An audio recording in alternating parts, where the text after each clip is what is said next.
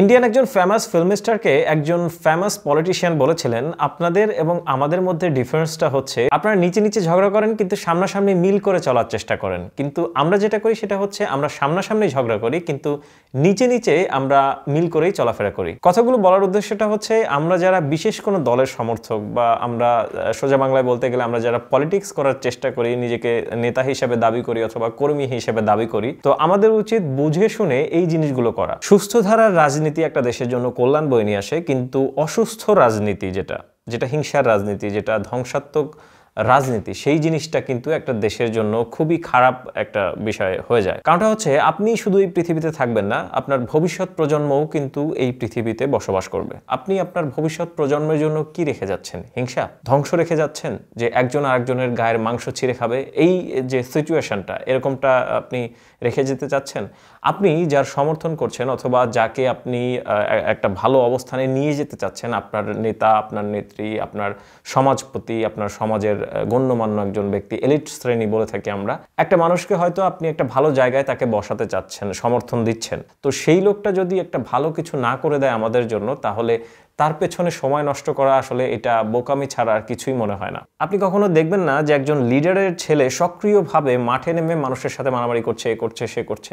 দেখবেন যে সে একটা ভালো জায়গায় পড়াশোনা করছে, একটা ভালো স্কুলে পড়াশোনা করছে, একটা ভালো কলেজে পড়াশোনা করছে, তার যদি কখনো চিকিৎসার প্রয়োজন হয় একটা ভালো হসপিটালে সে চিকিৎসা নিচ্ছে। আনফরচুনেটলি এমন অনেক ঘটনাও আমরা দেখতে পাই যে কোনো নেতা বা নেত্রীর ছেলে কোনো অন্যায় করেছে অথবা মেয়ে কোনো অন্যায় করেছে, সে আইনের কাছে গিয়ে অনেক অ্যাডভান্টেজ পাচ্ছে। সবসময় একটা জিনিস মনে রাখা উচিত যে আমি যাকে সমর্থন করছি সে যদি কোনো ক্রাইম করে, এর একটা দায়ভার আমার কাঁধে এসে পড়বে বিচারের দিনে, in the day of judgement.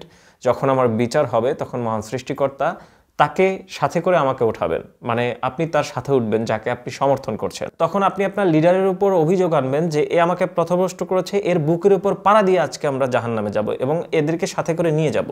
আপনার যে নেতা বা নেত্রী, আপনি তাকে সাথে করে নিয়ে যাবেন জাহান্নামে। আমাদের উচিত এমন কিছু বিষয়ের উপর জোর দেওয়া যেই জিনিসগুলো আমাদের ভবিষ্যৎকে উজ্জ্বল করবে। যেমন ধরুন চিকিৎসা ব্যবস্থা, শিক্ষা ব্যবস্থা, আইনের যে প্রশাসনিক যে বিষয়গুলো, এই ব্যবস্থা, বিচার ব্যবস্থা, এই জিনিসগুলো যাতে ভালো থাকে, ভালো হয়, নিরপেক্ষ হয়, সব কিছুতেই যেন একটা ভালোর ছোঁয়া আমরা দেখতে পাই, এই জিনিসগুলো যে নিশ্চিত করবে আমরা তাকে সমর্থন দেব। আমি কোনো বিশেষ দলকে ভালো কিংবা খারাপ বলছি না, প্রত্যেকটা দলেই ভালো এবং খারাপ রয়েছে, তো তার মাঝখান থেকে সঠিক মানুষকে বাছাই করে নেওয়া আমাদের একান্ত প্রয়োজন। আমরা যখন হসপিটালে চিকিৎসা নিতে যাই, বিশেষ করে সরকারি হসপিটালগুলোতে, আপনি দেখবেন যে কত জায়গা থেকে টিকিট কাটতে হয়, লাইনে দাঁড়াইতে হয়।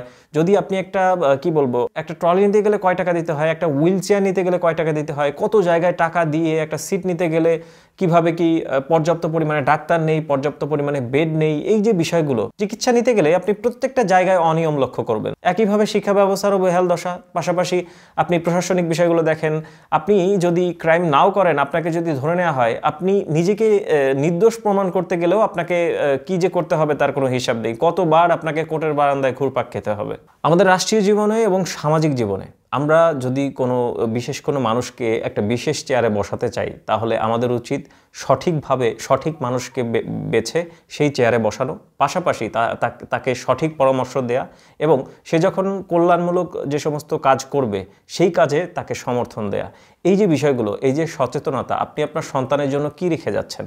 একটা উজ্জ্বল ভবিষ্যৎ অবশ্যই আমরা চাই, যে আমরা তো পৃথিবীতে সারা জীবন থাকবো না, আমাদের সন্তানরা আসবে, তারা থাকবে, তাদের সন্তানরা আসবে, তাদের কল্যাণের স্বার্থে আমাদের উচিত এই জিনিসগুলোকে খুব ভালো করে বোঝা। হিংসা, মারামারি, ঝগড়াঝাঁটি, এই জিনিসগুলোর যে রাজনীতি আমরা দেখে থাকি আমাদের দেশে, যে সমস্ত বিষয়গুলো আপনারা সকলেই জানেন, এই জিনিসগুলো আমাদের আসলে বন্ধ করা উচিত। অবশ্যই প্রজ্ঞাবান এবং শিক্ষিত লোককে একটা ভালো জায়গায় বসানো উচিত। অশিক্ষিত এবং মূর্খ, যারা কিছু বুঝতে পারে না, যারা সঠিক বেঠিকের পার্থক্য বোঝে না, যাদের জনবল রয়েছে কিন্তু মেধা নাই, সেই সমস্ত লোকগুলোকে অবশ্যই বাদ দেওয়া উচিত। কথাগুলো বলার উদ্দেশ্য হচ্ছে যে আপনি নিজেকে নিয়ন্ত্রণ করুন, মানে নরম হয়ে থাকুন দুনিয়ার উপরে, ফল ভালো হবে। কিন্তু যদি আপনি এগ্রেসিভ হয়ে যান, মানুষের উপর চড়াও হয়ে যান, ছোটখাটো বিষয় নিয়ে মানুষকে মারতে যাচ্ছেন, কথা শোনাচ্ছেন, ক্ষমতার অপব্যবহার করছেন, আপনি হয়তো এলিট শ্রেণী, মানে আমরা যেগুলো বলে থাকি যে এলিট শ্রেণীর লোক, হ্যাঁ, যারা এই যে ক্ষমতার যে অপব্যবহারের যে বিষয়গুলো, এই জিনিসগুলো আসলে